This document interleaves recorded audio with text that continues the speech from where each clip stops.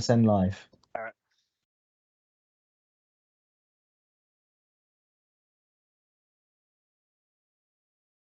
Good evening, everybody. Thanks for joining tonight's webinar.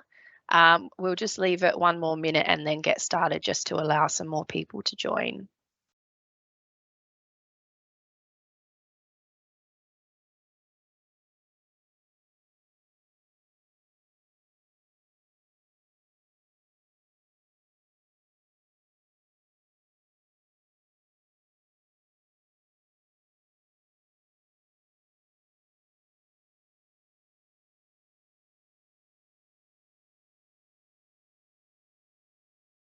Thanks to those who have just joined. We're just waiting another little while for a few more people to join and then we'll get started.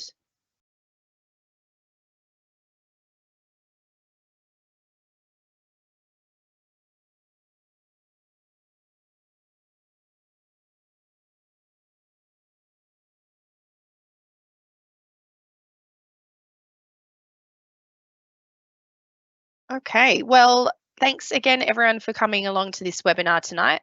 My name is Liz Rhodes, and I'm the Communications and Engagement Lead for the Journeys and Places program. I'm going to be running you through the agenda for tonight, as well as some housekeeping. And we have Tom, who is the project manager with us tonight, who'll be running through some more detail on what's being proposed for Enfield Town to Ponders End Station walking and cycling route. So if I could have the next slide, please. So we've just done the welcome and you'll hear a bit more from Tom, who will introduce himself shortly. We've got a housekeeping slide with just some information about how tonight's webinar will run, including the question and answer function, which you should see on your screen. I'll then run over a little bit more about the Journeys and Places program and what this project is operating within in terms of why we're delivering that. And then I'll hand over to Tom, who's going to take you through an overview of the route and the proposed plan for Enfield Town to Ponders End Station route. I'll then talk a little bit more about communications and engagement with the community. Tom will speak a bit about key next steps for the project, and then we'll go into a question and answer session. So if I could have the next slide, please. So as I mentioned, there is a Q&A function to ask questions. We'll be answering them right at the end, so after the presentation. And based on tonight's questions that we receive, we will review the frequently asked questions section of the project page, which is on the Let's Talk Enfield website, and we'll be updating them based on your questions. If you could just post one question in the Q&A function at a time, that just helps us to answer those throughout that session, and I'll be looking through all of those to make sure we get to as many as we can.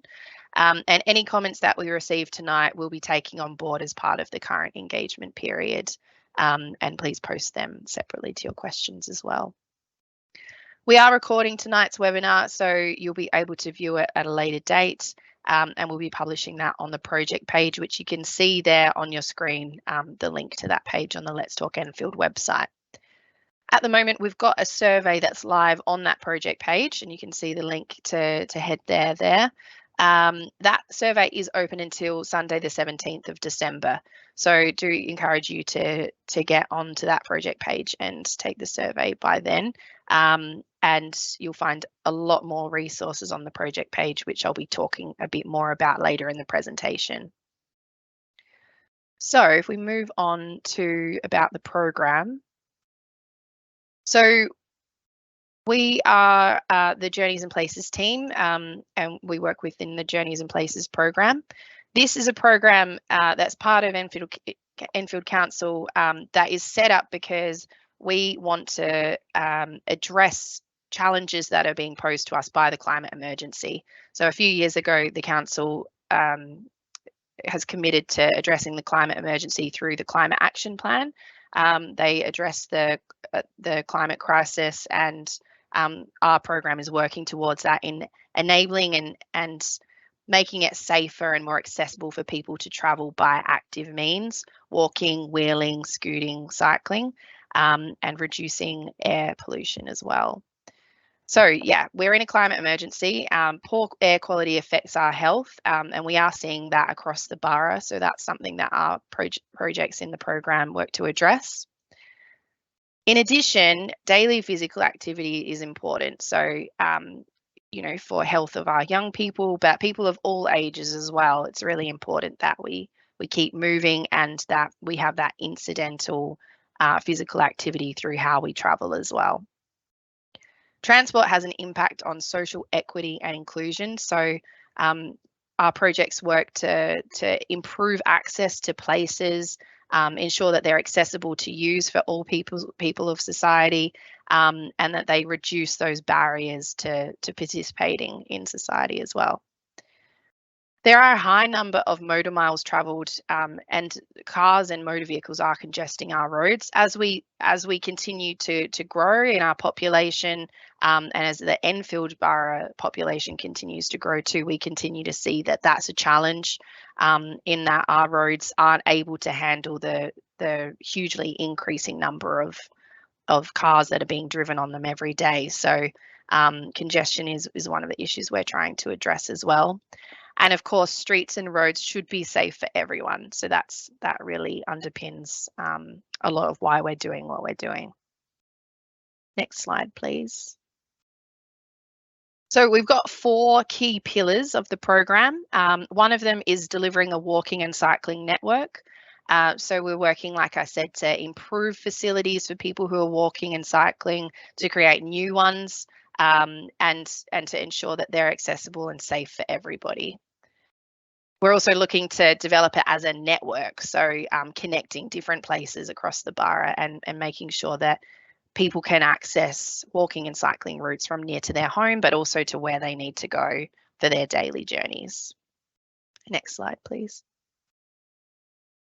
Another key area of our program is enhancing town centres and the public realm. So really making public spaces and town centres, neighbourhoods more vibrant, safe, greener and healthier. We work towards the Healthy Streets approach, which are a series of 10 Healthy Streets indicators, and that underpins our program. We used to be called the Healthy Streets program, so some of you may have heard of that in the past, but now we're the Journeys and Places program, which is our more local Enfield-based name and approach. Next slide. So the third pillar of the program is making neighbourhoods safer for all road users to walk, wheel and cycle. So this includes initiatives such as school streets, which you can see the photo there on the screen, and working in neighbourhoods to, again, make them greener and healthier, safer on roads and footways, etc. Next slide. And finally, we have informing and inspiring people about active travel. So making sure that people know the benefits of active travel, they know about our projects and how to get involved as well and have their say, which is what we're here to talk to you about tonight for this project, and trying to change behaviour ultimately. So recognising that not everybody can travel by active means, but many can, and many journeys can change to, again, address challenges like the climate emergency and air pollution. Next slide. So that's a bit about the Journeys and Places program. In terms of this particular project, the Enfield Town to Ponders End Station walking and cycling route, we are now in a period of engagement where we're engaging on a concept design. But we have earlier this year engaged with the community on this project. So in January, February of this year, we hosted an online interactive map. We had a webinar and letters were distributed to residents along the route to hear about what your ideas for the area are in terms of walking and cycling and this particular project. But also to hear about existing issues that exist that might make it challenging for people to walk and cycle. So we've used those ideas to inform the concept design that we're presenting to you tonight. And as I mentioned, there is a survey open at the moment for you to have your say on that route and on what we're proposing. We'll talk a little bit more later on about the next steps for the project, but I'll hand over to Tom now, who's going to take you through the proposed plan. Yep, thank you, Liz. Good evening, everyone. My name's Tom Anderson. I'm the project manager overseeing the Enfield Town Ponters End Station walking and cycling route, assisted by some of my colleagues at Enfield Council. So this is an overview map of the proposed route. So this is just a high level route of the general alignment. It doesn't show any sort of proposed interventions on there, but you can see that it starts near Enfield Town, the Willow Road junction with Southbury Road. It will go down Eaton Road, Seaford Road, Fotheringham Road, through Bushhill Park, out onto Lincoln Road, down Ermineside, along Main Avenue, across the A10, following Lincoln Road again, up Derby Road, and to High Street. And then this last section of the route is sort of in exploration at the moment, so the alignment could potentially change in the future as we progress this scheme. So this is a map just outlining the interventions. We appreciate that there's a lot going on this plan, so the idea of tonight is that we're going to drill down further into these proposals just to give you a better idea of what it is that we are proposing. You can find these maps on the Let's Talk page. So if we get moving, just do a bit of jargon busting to begin with.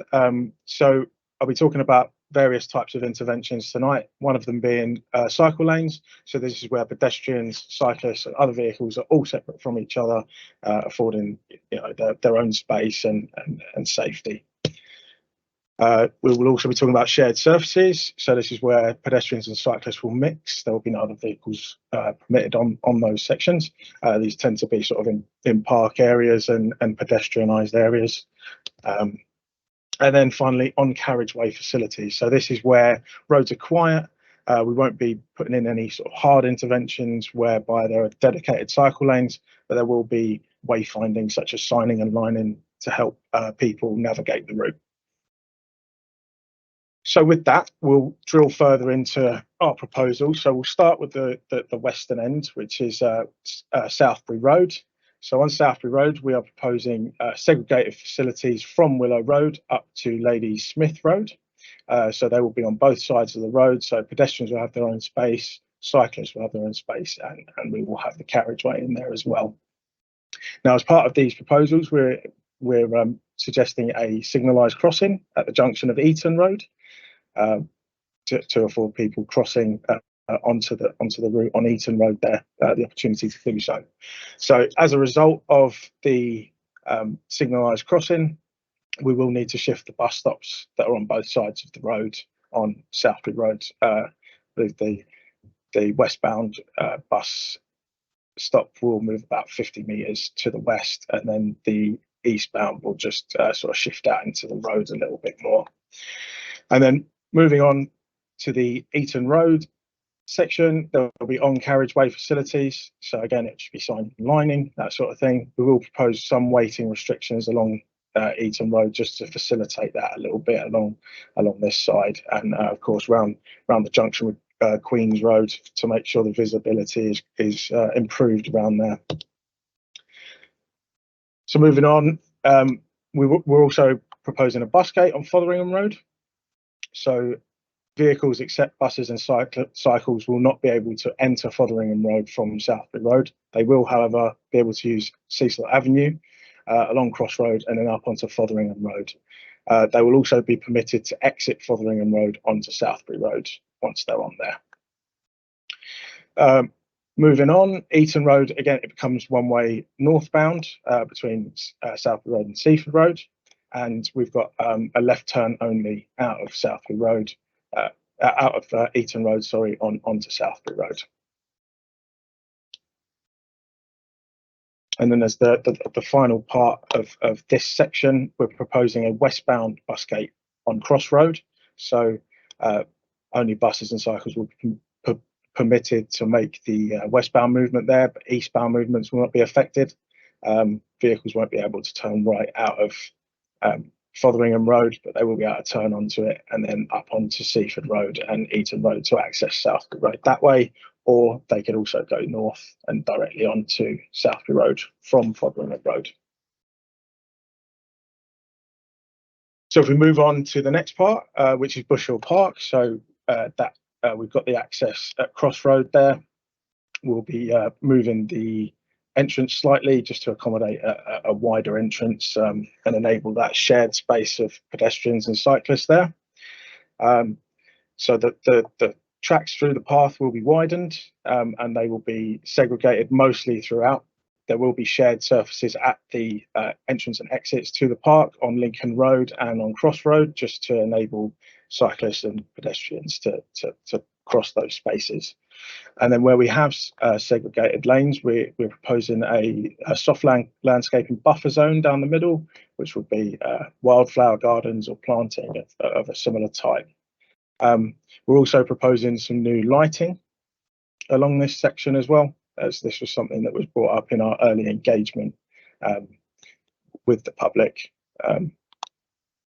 We're also proposing some picnic areas approximately in this location here. So what we'll see is a shared surface, and we'll have some picnic benches and some cycle parking for people to use.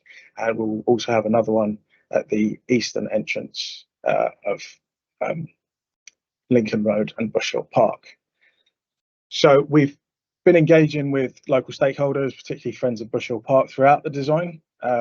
This is something that we have not gone to statutory consultation on due to the fact that it's in the park. We had no need to do that. So these proposals are a little bit more further advanced, and we've reached the end of detailed design now. And as you can see there, we're anticipating construction to commence in January. Okay, moving on to the next section is Percival Road, Bircham Road and Clive Road. So these roads are all going to become one way. I've got another slide after this where I'll explain the movements a bit better. So Bircham Road between Clive Way and Birchway will remain two-way to enable two north and southbound movements respectively. So entry into the area will be by Bircham Road, and then exit will be by Percival Road or Clive Road. And then we're proposing 20-mile-an-hour speed limits on these roads to address the speeding issue that's been highlighted to us, and cyclists will be able to use these roads two-way. So if I drill down further into that, if someone was on Lincoln Road and they were looking to access Southbury Road, they would go via Bircham Road up to Percival Road, and they would access Southbury Road that way. Equally, they could go up to Clive Way, up onto Clive Road and out onto Southbury Road. Now, for those on Southbury Road wishing to access Lincoln Road, they would just do the inverse. So they would enter onto Bircham Road, and then they could take Burt Way onto Percival Road and down onto Lincoln Road, or down to Clive Way, onto Clive Road, and then again onto Lincoln Road.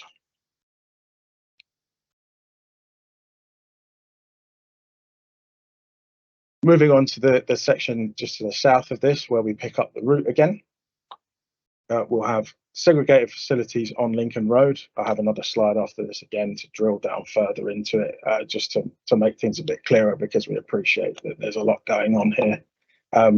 We'll improve the crossing points at the southern ends of Percival Road and Bircham Road, just to make those pedestrians and cyclists wishing to cross there more easily able to do so.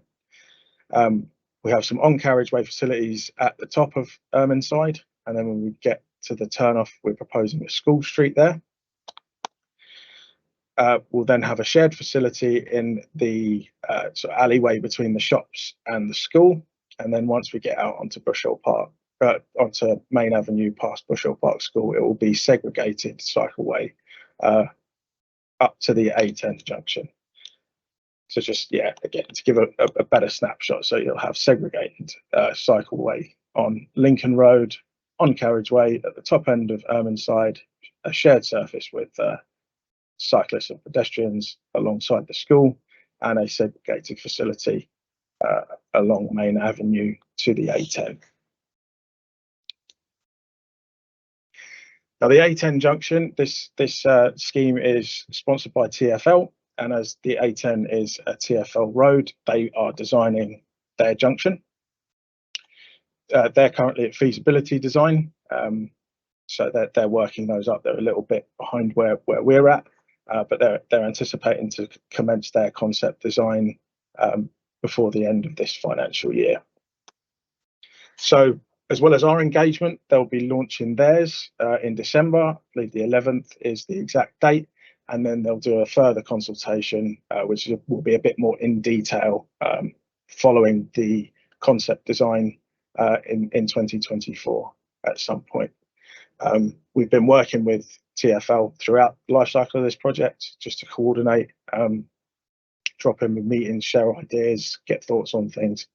And also just to note, we've got a couple of community drop-in sessions coming up, and there will be representatives from TfL at both of those events. So if you do have any further questions, you will be able to ask them in more detail about these designs. So if we move past the A10 onto the eastern side, like I said, we carry on again on Lincoln Road with a segregated facility along the northern side this time, up to Derby Road. There will be some weighting restrictions from the western arm of Lincoln Way up to Kingsway, just beyond the railway bridge. The reason for this is because we have proposed a signal control under the bridge to make to reduce the conflict point between cyclists and vehicles. So what that will look like is the cyclists will be held at a red light. They will hit a push button.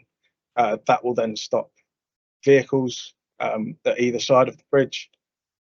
The cyclists will then be able to pass underneath on the carriageway, and they will then exit back onto the facilities along the northern side from Kingsway, and then traffic will resume again, and cyclists will be held up on their turn. So as part of that, we are proposing that Suffolk Road becomes one-way southbound. This is to manage that junction a bit better, because where we currently have the proposed signals is just to the east of Suffolk Road, and if we retained Suffolk Road as two-way, it would mean a three-way control here, and it could potentially lead to more congestion around this area. And then moving on to the Derby Road section, again, this is on carriageway, so there's no sort of hard proposals. There's not a dedicated cycle lane as such. It's just wayfinding along here and some weighting restrictions along the eastern side. And yeah, we'll just direct cyclists and pedestrians along this part of the route.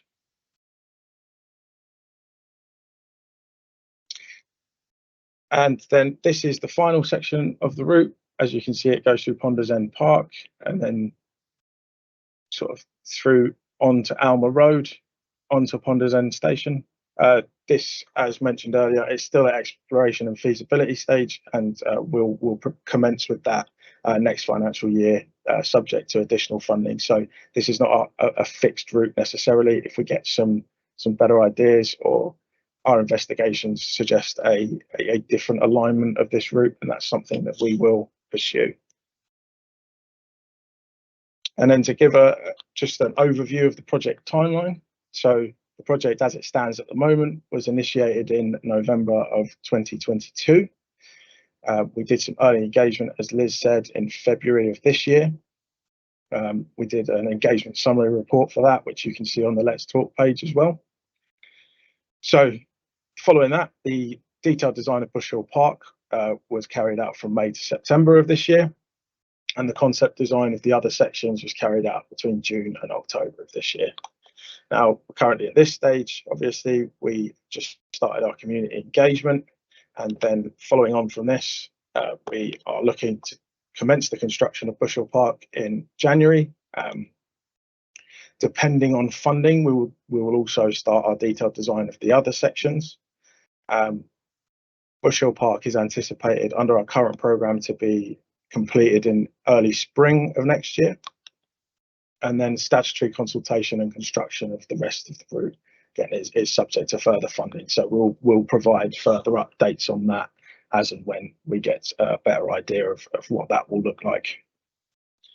I think I pass back to Liz now. Thanks, Tom. So a bit about the communications and engagement. As I mentioned earlier, we engaged the community earlier this year in January and February.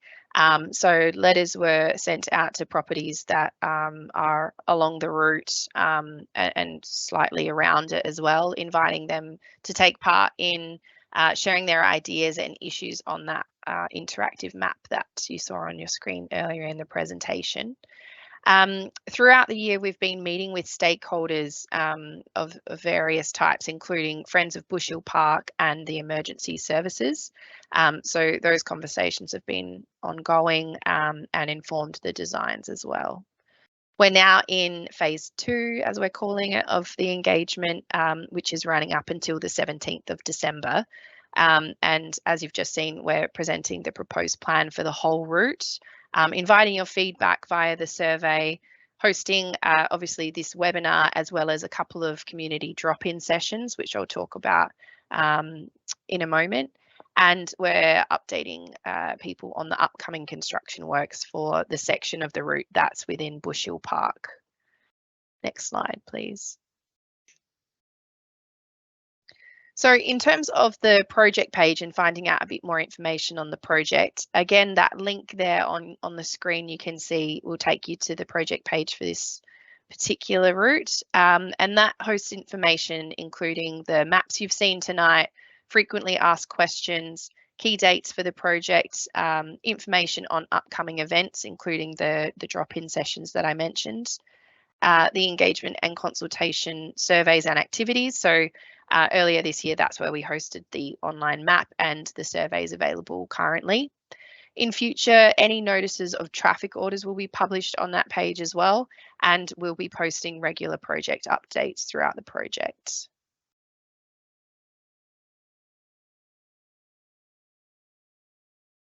So in terms of the timeline of this engagement period, we launched last Wednesday on the 22nd, obviously have tonight's webinar.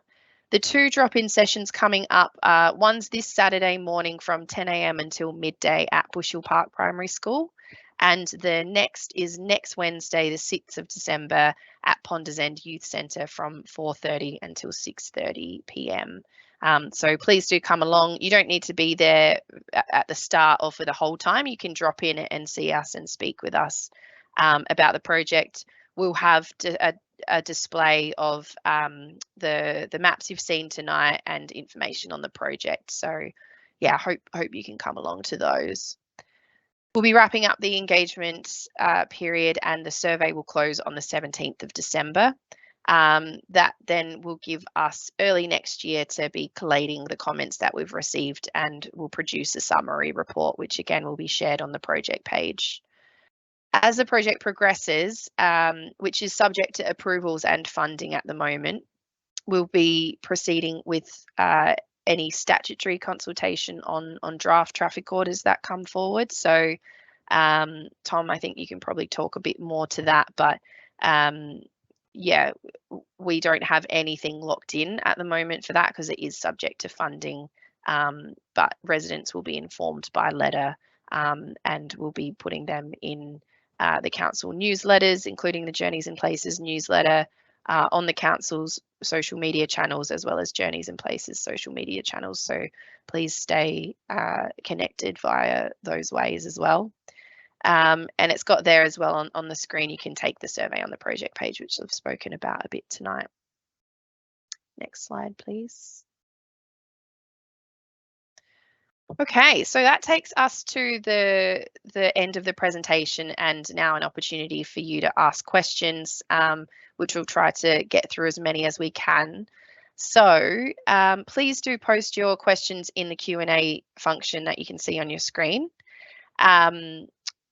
It does help us if you ask them one by one, just so we can try and get through as many as we can. So, okay. So there's a few questions around Fotheringham Road, Tom. Will this be one way for cars and one way in another direction for buses? No, so it will remain two-way for everyone. It's just that this section where the bus gate is at the top,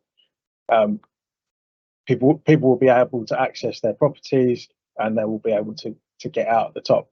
It's just they won't be able to come in there. So we would expect to see less vehicles other than buses making that southbound movement, just due to the nature of how they would access the road, either via Cecil Avenue or via the other roads in the area,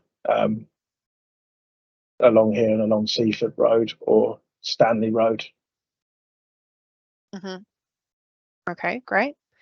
The next question is about Lincoln Road and if this will be pedestrian and cycle only. Will cars be able to drive through Lincoln Road? Yes, cars will indeed be able to drive through Lincoln Road as they do currently. There's no plan to stop vehicular traffic coming through here. Okay, sure. How will people access Lincoln Crescent from Southbury Road? That is a good question. Not sure off the top of my head. So that's one that I think we'll need to take away and review, perhaps update the Q&A for that as well. Yeah. Okay, so we'll definitely update the FAQs on the project page for that one. Yeah. There's also a number of questions around parking and reducing parking spaces in the controlled parking zone. So will parking be removed anywhere? And if so, do you imagine that will be displacing parking to other streets? Again, we can probably go into more detail, but we've tried to not remove any where there is sort of restricted parking, as it were. So where we have bays like along Eaton Road, we won't be removing those. It's just where we have that sort of unrestricted parking where we will be putting in like yellow lines to sort of prevent parking and stopping there. To sort of enhance those facilities and make sure that pedestrians and cyclists do have that space that they need. But no, we won't be removing any parking bays as such, no. Okay, thanks. There's a few questions around the engagement that happened earlier in the year, as well as this engagement, so I can answer these. So in terms of the question around the activities that took place earlier in the year, so we ran that engagement period largely online, or it was online. It wasn't anything too detailed, and sometimes we might run an engagement period with a webinar or just through the project page and letters to residents, depending on the phase of the project really and what the project needs. But we sent letters to residents that are along the route. The same delivery area, so the same properties received the letter for this current engagement period as well. And the letter included information introducing the project and inviting people to take part in that online map. So yeah, the online interactive map was the main tool that we used to collect those ideas and issues from people. In saying that, we also received a lot of emails. So our email address is also where you can send some of your comments if you wish. That's journeysandplaces@enfield.gov.uk. Yeah, and we ran a webinar as well, which I mentioned earlier. So they were the activities earlier in the year. That's what sometimes we call that early engagement. So we like to ensure that we're engaging the community at a time in the project that is where people are able to inform the designs. So that was pre, having any designs, where we're just collecting ideas and things we needed to consider to inform the concept design. And in terms of this engagement period and why we didn't send maps out, so as you can imagine, there are a lot of properties that are along the route, And as a general rule of thumb, we don't always send out maps of projects because it does take a lot of resources, and it has a high cost associated. In saying that, we do work to provide information in other formats where people need that, and we included that information on how to request the information in whatever format you require.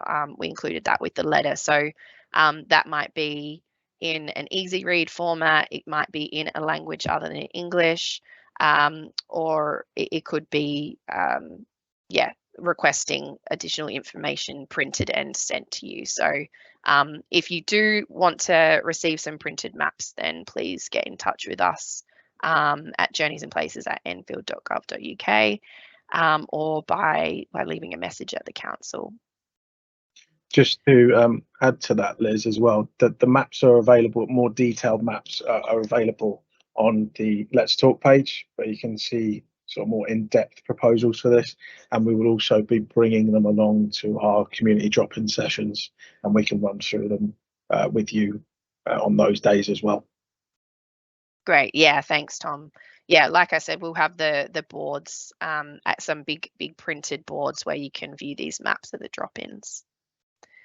Some questions around traffic modelling and what traffic modelling has been done on these roads. Okay, yep. So we've done some high-level stuff, mostly sort of on Southbury Road, because we appreciate that this is a more heavily used road, more arterial road. So yeah, that looks at the bus routes as well as, you know, other vehicles, just to sort of form our feasibility pre-concept to this, to ensure that we're not doing anything that's going to cause more congestion by putting these in. But certainly it's something that we will be doing as we go forward with the detailed design as well. And again, we'll work in tandem with our colleagues at TfL to ensure that the network is assured, not just for buses, but for all the roads in the area. Okay, great, thanks. And has any analysis of the use of existing cycle routes been completed as part of this project or the wider program? Yes, so we did some ATCs earlier this year, which automatic traffic counts. So that doesn't just take into account cyclists; it's sort of every vehicular road user. So again, those are fairly high level, but yeah, those were done earlier on, pre-concept design. So we've got some traffic counts and that sort of thing. Mm-hmm. Yeah, and I suppose it's important to add that we don't deliver these projects and this type of infrastructure for just people who are currently cycling. Part of the program, like I mentioned at the start of this presentation, is about changing behaviour through safe infrastructure that people feel like they can access and they can use near to their homes and near to the places they need to go. So it is about encouraging people to walk and cycle more in this particular area and connecting this route to others that are in the borough as well. Okay. Cecil Road is the only way in or out of Fothering Road. Is that correct? No, you will be able to access via Stanley, and that goes onto Seaford Road, and you can get out onto Fotheringham that way as well. Yeah, okay. Are you restricting parking on Fotheringham Road? There are no plans currently to restrict any parking on Fotheringham Road, no. Okay, I'm just having a look through these questions to see what else. Please keep posting them in the Q&A function if you haven't already. Could a 20 mph or speed bumps be considered along Falmer, Halstead and Burley roads? That's not something that we have looked at, but we are open to suggestions, and yeah, it's certainly something that we can consider going forward. And sorry, I think I read that question incorrectly. Maybe at Clive Road as well?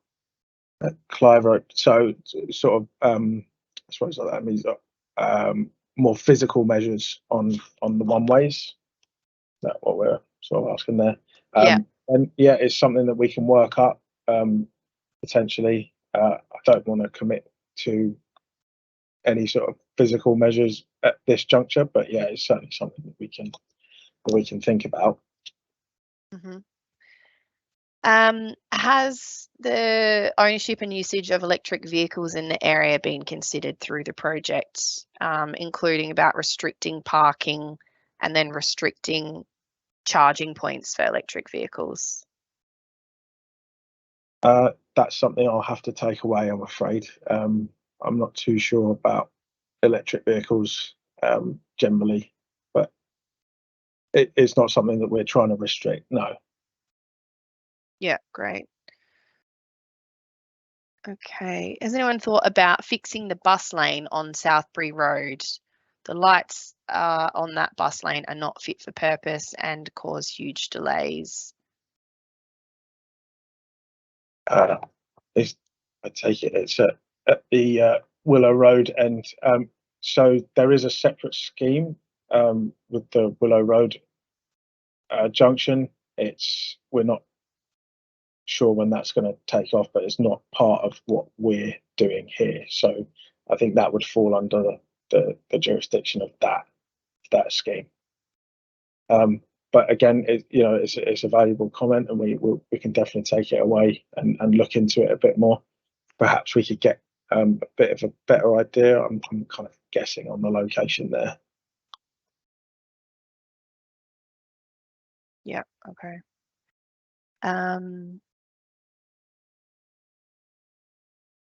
So for the streets where there are the one ways proposed, the proposal is routing traffic from the existing three roads into Bertram Road. So Yeah. what is the prediction for traffic volumes on Bertram Road and the impact on those residents? Well, it's the idea of these one ways is to negate people using them as a cut through. So we would expect that in doing these measures, it would really be for people who have a purpose being on these roads, i.e. residents or people visiting the shops on the southern end of Percival Road. So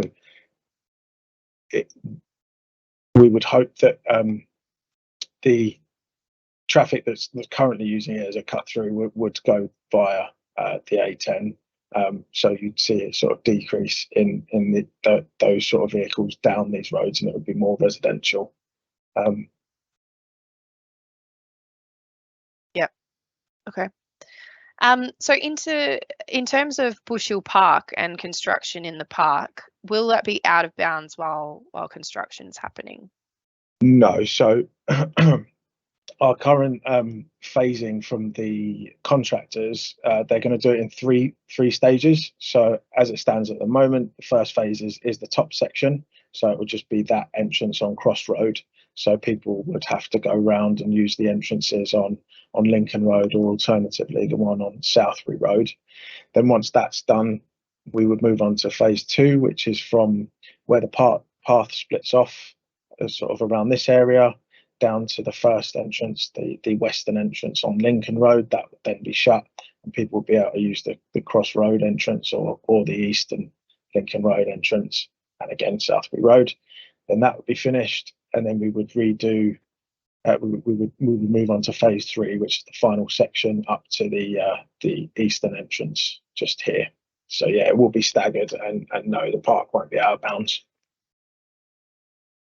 Okay, great, thanks. Why has this plan been published without the South Street section finalised? It's just where we've got to with the sort of funding that we've had to date.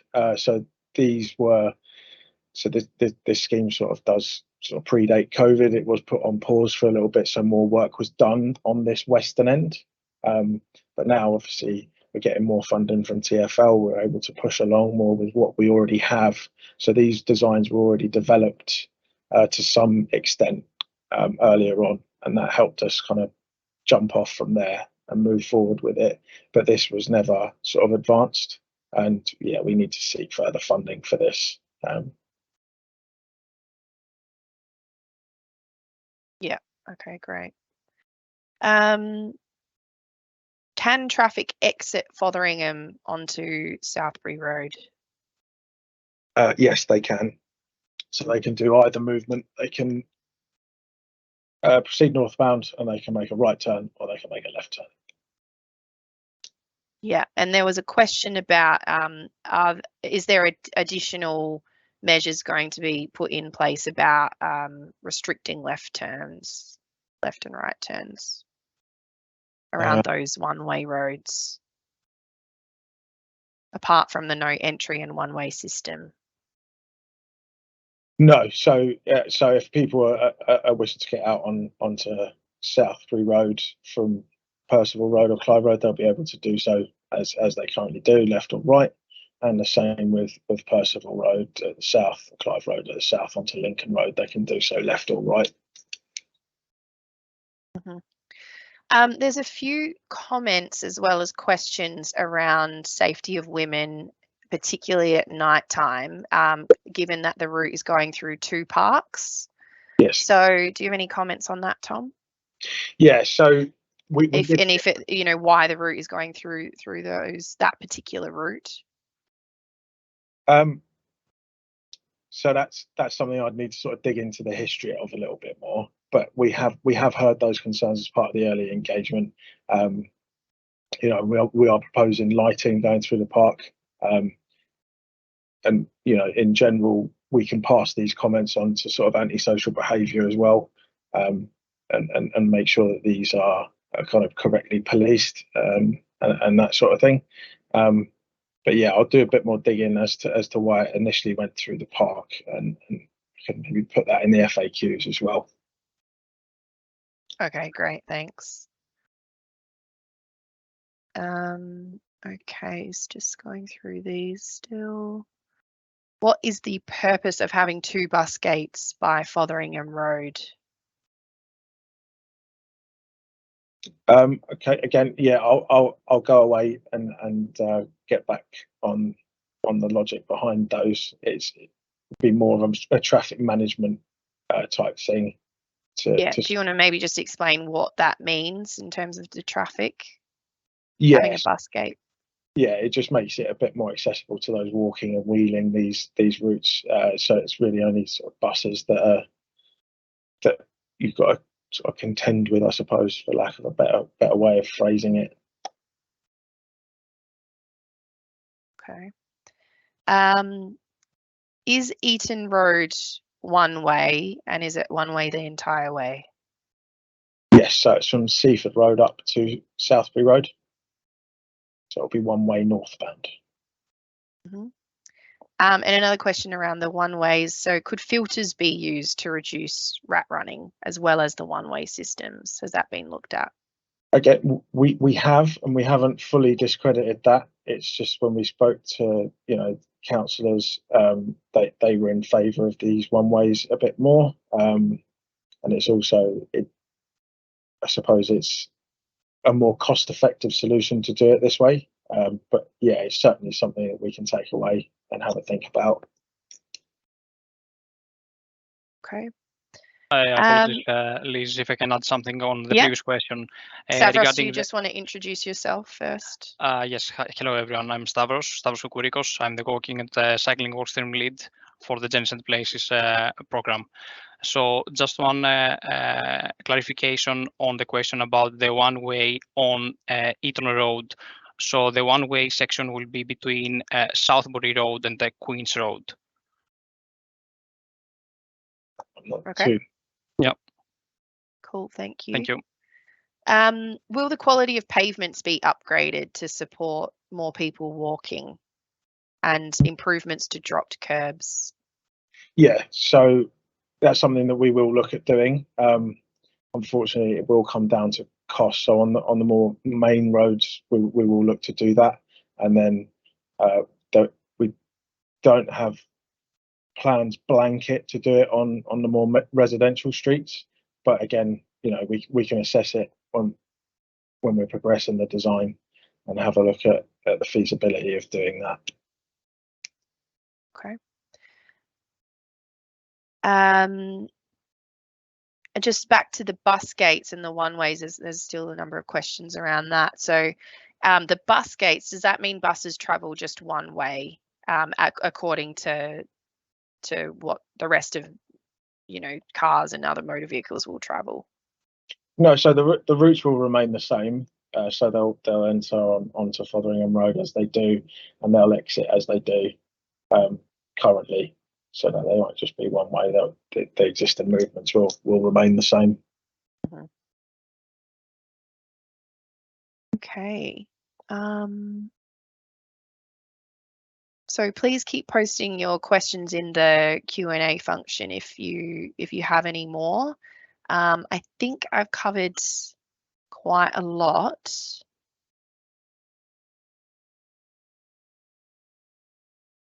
And I'll just see if there are any new ones or different ones. I think I've asked a question around parking on Clive Road. Will there be any restricting parking on Clive Road? Under the current proposals, no, we're not restricting any parking on there. Okay.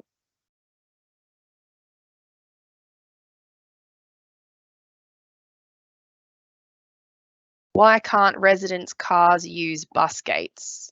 So yeah, I know you explained a little bit earlier about bus gates, Tom, but could you give a bit more about how they operate and what the purpose is generally? Yeah, so it's just to sort of facilitate the buses and manage the traffic a bit better. I'm not 100% on the exact reasons why they're sort of put in place, but it's a traffic management feature, and it's something. Sorry.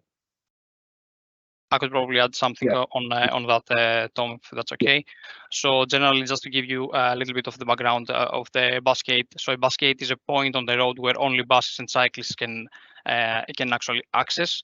Of course, we are providing some exemptions to other motor vehicles, such as also emergency services. So these emergency services can actually pass through the bus gate. And generally, the purpose of a bus gate is to reduce private traffic passing through a certain point in order to make it more safer actually for cyclists and other active travel users. Okay, thanks. Question around maintenance and costs. So how will this be maintained is one question, and why in these financially challenging times will we be installing infrastructure that will need maintenance over coming years? Can either of you answer that? Yeah, I mean, I can answer the first bit, certainly. I mean, we are in talks with our colleagues in the maintenance team, and we're making sure that we're all sort of in agreement as to the types of materials that are being used, and that it's acceptable to everyone involved, to ensure that we're putting the best down in terms of quality, and then our maintenance colleagues can maintain that over the coming years as the route gets more use. But in terms of the funding and so on, I'd have to defer to someone else. Yeah, I mean, as a program, we're largely grant funded. So we get funding largely from Transport for London and some other funding partners depending on the project. So some of that is used initially for maintenance and upkeep, but our projects are handed over to the council's maintenance contract, like Tom was mentioning. So we work closely with other departments to ensure that, all projects after they're delivered are maintained to a high standard and go into the regular cycle of maintenance as well. Okay, we've got a few more minutes left, so a few more questions coming in. Is there any concern about speeding, particularly on the one-way streets, and are there any measures that we can look to introduce to address speeding?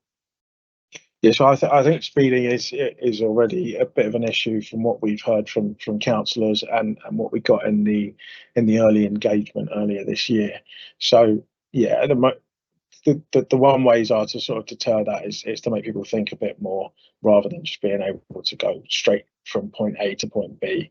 There is that, you do have to sort of stop, come across and down again. But also as part of these proposals, we are suggesting a 20-mile-an-hour speed limit. Okay. Great. So I think we were taking away the question around Southbury Road to Lincoln Crescent. Is that right, Tom? Yeah. So we'll come back on the FAQs section of the project page on that question. Any final questions? Will cycle parking be introduced as part of this project?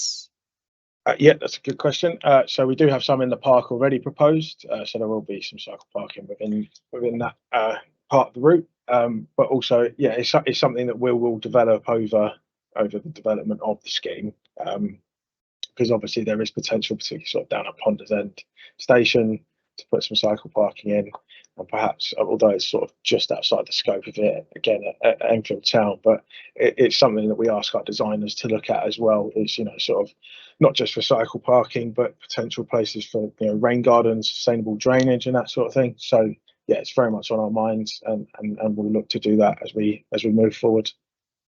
Mm-hmm. Cool. And probably time for a couple more. How are you working with the school as part of this project? So I'm not sure if Anthony is still on. My colleague is dealing with Bush Hill Park School, but before he came on board, I did have some discussions with the school. We've met with them on a few occasions to get their thoughts on the proposals, not just for the school street, but for the rest of the route as well, particularly in their area. So yeah, we do meet, we speak regularly. So that's how we imagine that. Yeah. Anthony, did you want to add anything? No, good evening, everyone. Anthony Ung here, looking after the school street side of the Bush Hill Park Primary School there. Basically echoing what Tom has just said, we're in discussions with the school to ensure that school street is effective and does help support the wider Enfield Town to Ponders End walking and cycling scheme as well. Thanks. Cool. All right, thank you. Are there many, or how many rain gardens are going to be included as part of this project? And if you could give it an overview about what that means, Tom, as well, what a rain garden is. Yep. So that's fine. So rain gardens are sort of a sustainable drainage method that you would sort of input along a roadway. So it has a sort of catchment pit. So all the sort of particulate matter from vehicles goes into that and it gets flushed away. It's sort of filtered out through this filtration system. And yeah, sort of back into the flowers and that sort of stuff to sort of filter it out. We don't have any hard sort of areas that we have looked at it so far due to the sort of early nature of the proposals, but we have identified some places around Bush Hill Park School that we could potentially put some in. There's some on Lincoln Road where we come off of Lincoln Road onto Ermonside. And again, particularly sort of on Southbury Road as we're getting to Willow Road, there's some potential for that to go in there. Okay, great. Well, I think that takes us to the end of our webinar tonight. So thank you so much again for everybody attending this evening. We got through, I think, most of the questions, if not all of them, but like we said, we'll be going through those and updating our frequently asked questions section of the project page. So please do have a look at that in the coming week or so. We'll also be uploading a recording of tonight's webinar if you want to watch it again, or if you've got anyone else you know of who might be interested. Please remember to take the survey before the 17th of December and share your views with us. You can also email us, like I mentioned, at journeysandplaces@enfield.gov.uk. So thank you so much again for attending and enjoy your evening. Thank you.